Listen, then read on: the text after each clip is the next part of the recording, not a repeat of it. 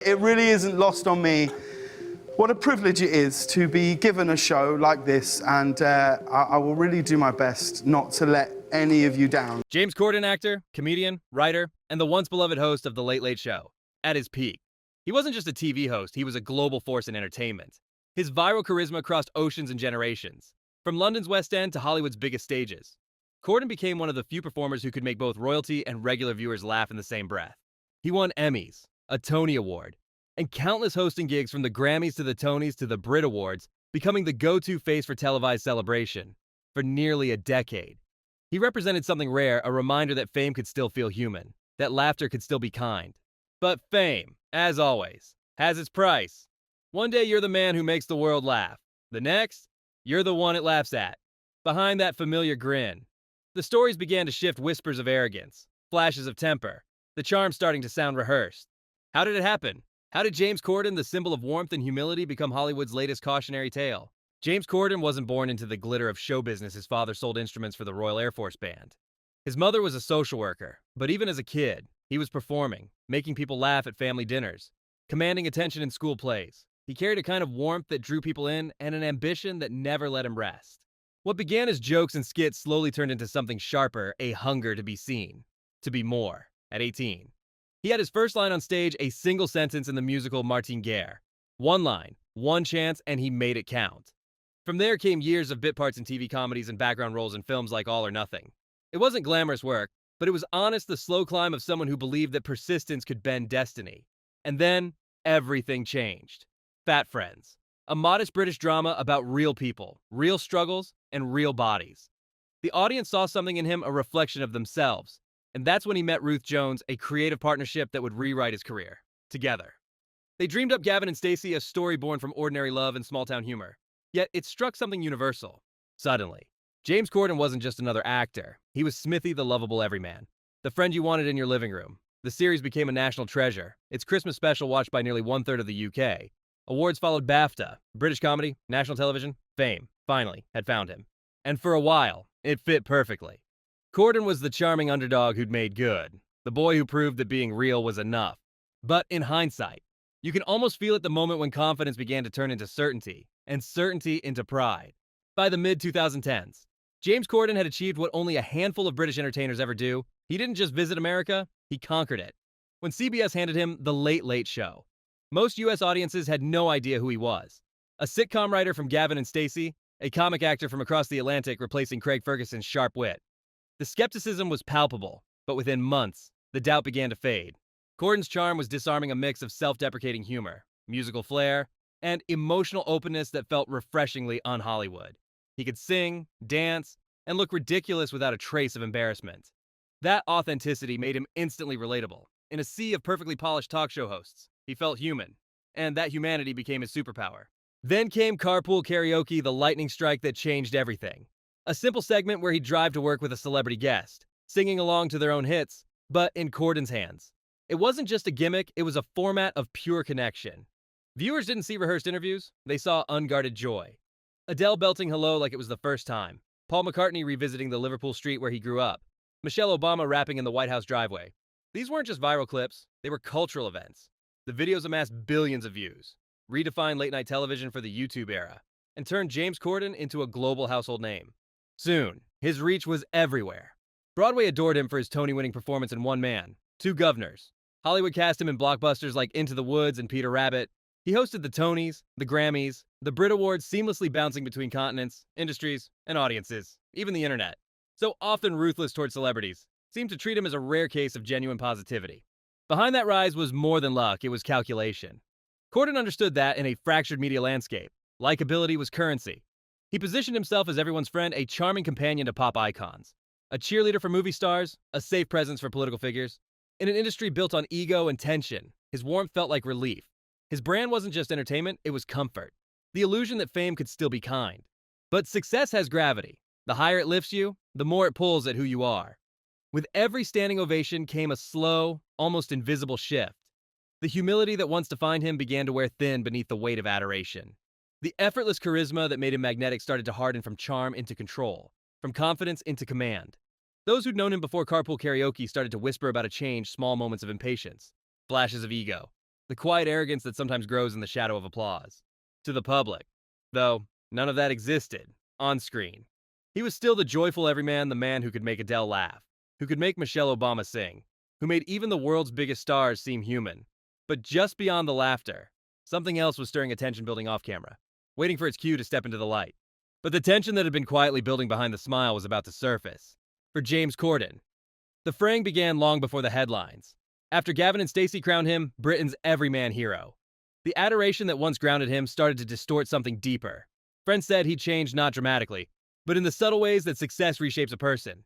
The humility that once made him magnetic gave way to something firmer, sharper, a belief that he'd earned the right to be heard, even if it meant talking over others.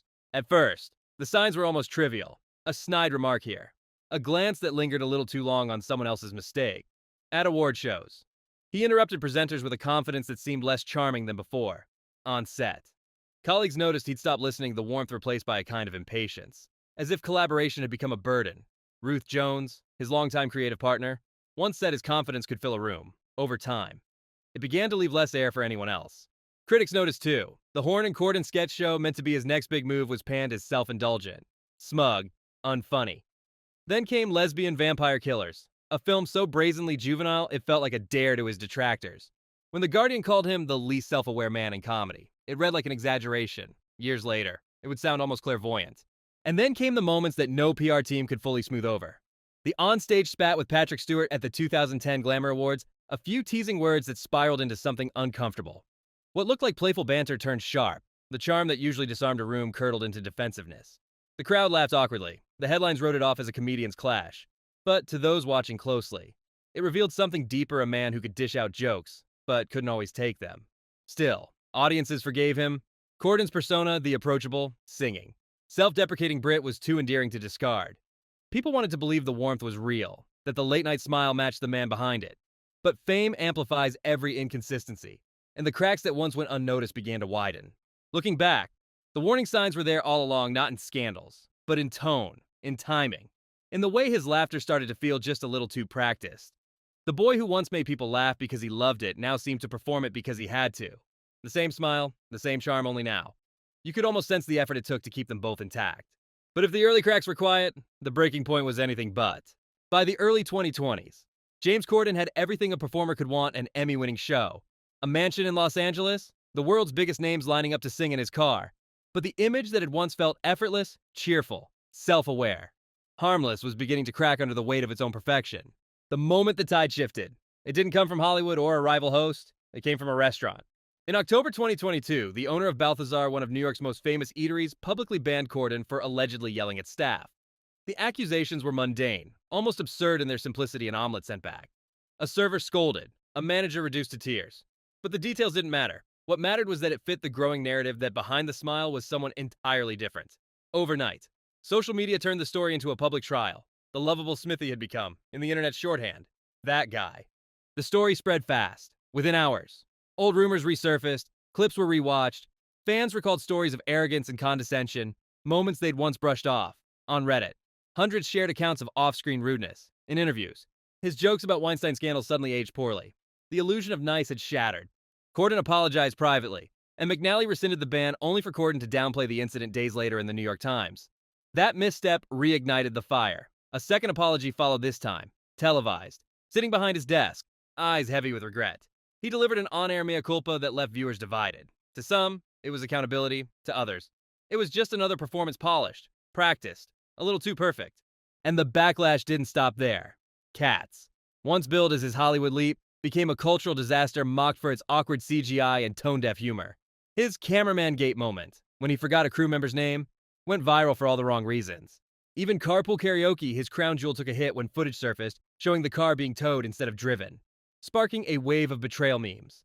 The very traits that had built his empire: spontaneity, warmth, relatability, were now reinterpreted as calculated illusions.